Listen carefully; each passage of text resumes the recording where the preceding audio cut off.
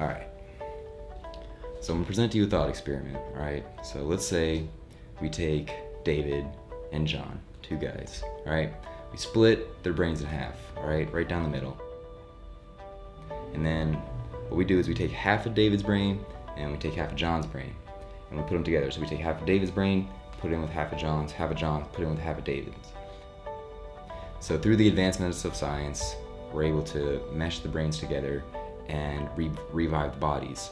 So now we've got these two bodies, one that's got half of David's, half of John's, the other one also half of David's, half of John's. We've got these two bodies, they're revived. Okay, so the question to you is, what happened to David? Where's David? Okay, so the question is, what happened to David? Where's David? He wouldn't exist anymore. David doesn't exist anymore? No, because he got split up. No. Did they chop the cerebral cortex? I don't know how the brain really works, but isn't that sort of in the middle? Do they chop that in half? And is that what makes you who you are, I guess, at that point?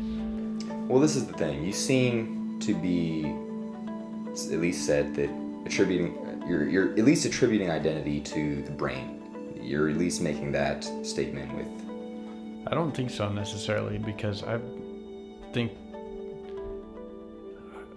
don't know if the brain is the only thing that confers identity. It's not that I think it's spiritual or something, but it's not just like your brain. It's not just the brain. Well, so what else is it? I think it's a concept that we have, almost. Right, it's a concept, but what is that concept? I don't know. This is seemingly such a basic concept, so fundamental. Yet we cannot answer it. And most of us have never even thought of the question. How often do we look up, or within, to try to understand reality, to try to understand ourselves, to truly understand things?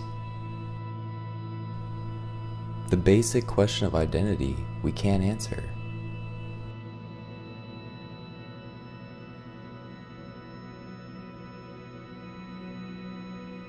And this is something that you learn from philosophy, that we don't actually understand some of the most basic things about reality, even our own reality.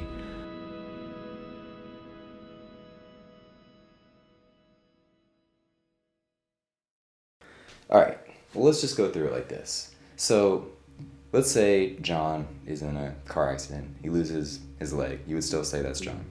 Right. Okay, he loses even like half his torso. Still say that's John. Right. Okay, but like you were saying, let's say he gets like a lobotomy, a little chunk of his brain's missing. Still John? Yeah. Okay, well now what if he loses like half of his brain, memories are wiped out, personality's changed? I think that's still John. Even if his brain was like obliterated and he was just a vegetable? Yeah. Still John? Yeah. I went through and I said we change this and this, obliterate this, and it's still John. So what that seems to imply is that even if there was like some little speck left in, let's say his whole body's blown to smithereens except for a few hair strands, would you call those two hair strands John? No. So, okay, so where does it end? So what if it was just his scalp was left? Or what if it was like some arms and legs? Everything else was obliterated. What would it be that makes it still John? I guess you're right. It does have to be in his brain. His brain is just blown to pieces. Still David? No. Okay, so what was it? So what parts of the brain is it that you would say makes David David, that where he's got to have at least this much brain? Like what are we talking about as what is David? Good questions here. All right, so we were trying to get down to identity. We were saying some of these parts don't matter. Your arms doesn't matter, this doesn't matter, even parts of your brain. But you seem to have narrowed it down to it is part of your brain somehow that's inextricably tied to identity, but so I'm trying to ask you, well, what part exactly? If someone has their motor memory, that's what defines their identity. Not motor memory, just like if some part of them still exists, like What part? I don't know. Some people go the route in saying, oh, well, identity isn't tied to some physical matter, that it's either they'll go, well, it's spirit. Oh, it's your spirit. Yeah, your spirit, duh. No. Or some other sort of abstract idea, but can they actually say what that is? Can they define that or prove it? Well, it doesn't have to be physical for sure. It doesn't have to be physical? No. Do you mean that it's spiritual or that it's what's Psychological. immaterial? Meaning, so it psychological, I'm thinking like refers to like the brain, but psychological but not referring to the brain?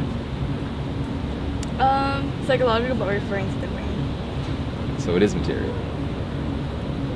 Yes, I guess. Okay. That was hard. So I would assume that part of it depends on which portion of the brain was taken from David. I guess that determines sort of the personality of him, his reasoning, his thoughts, who he is. So I think David's still there, but I think you could argue which is more David, if that makes sense. If it's 50-50, if it's 70-30, I'm not sure. So you believe that certain parts of the brain confer identity as opposed to other parts, like so certain parts would be necessary.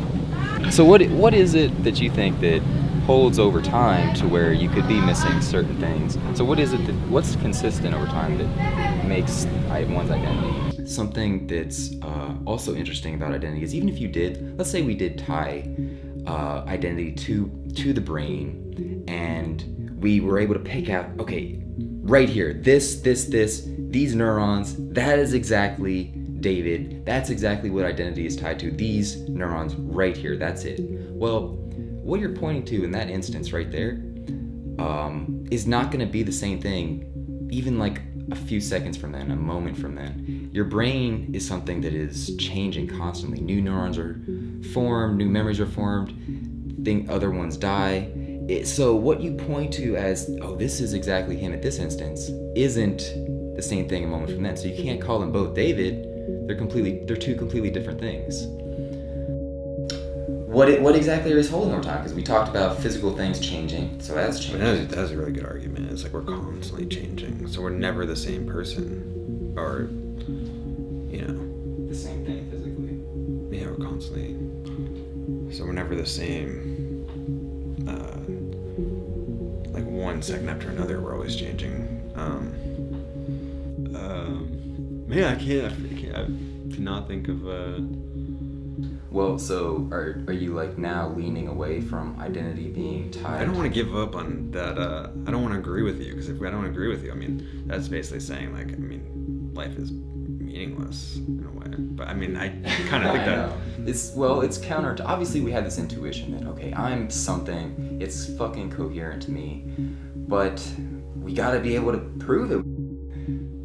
So can you attribute identity to brain matter, or does your identity just not hold over time and you're not Natty anymore right now?